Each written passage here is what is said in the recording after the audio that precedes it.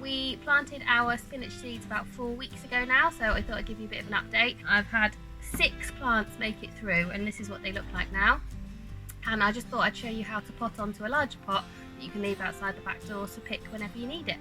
So what you'll need is a slightly bigger pot. Spinach is a bit different because it can be planted quite close together. Things like lettuce and the peppers and the tomatoes we talked about will need a bit more room. They'll probably need a pot like this to themselves.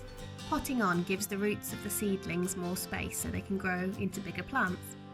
First of all, fill your new pot with compost about an inch from the top. Make a hole in the compost using a pencil or a lolly stick or even just your finger. Gently ease out the seedlings from your tray, trying not to damage the roots. Hold them by the leaves if you can. Place the seedling in the hole that you've made in your new pot and tuck it in with some compost.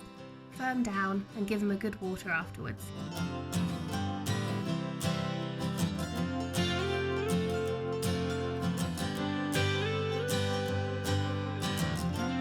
We've also planted some vegetables just for wildlife. So this fennel, in summer, it makes these huge flower spikes with big yellow flowers on, a bit like an umbrella, and they're really popular with the pollinators. They just land all over it and they love it. That's a good example of something we've planted just for wildlife and not for us to eat.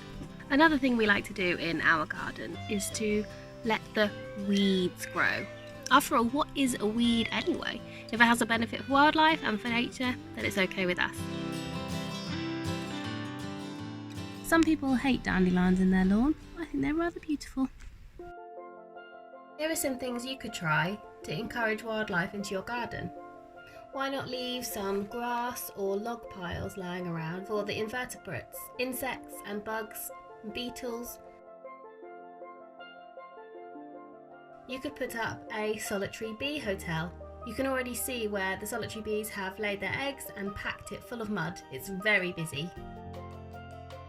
Another important thing to consider is going pesticide free in your garden. Insects are an important food source for other animals in your garden, such as birds and hedgehogs, so you want to make sure everybody is welcome. You could build an insect hotel full of bamboo canes, twigs, leaves, straw, whatever else you can find lying around your garden.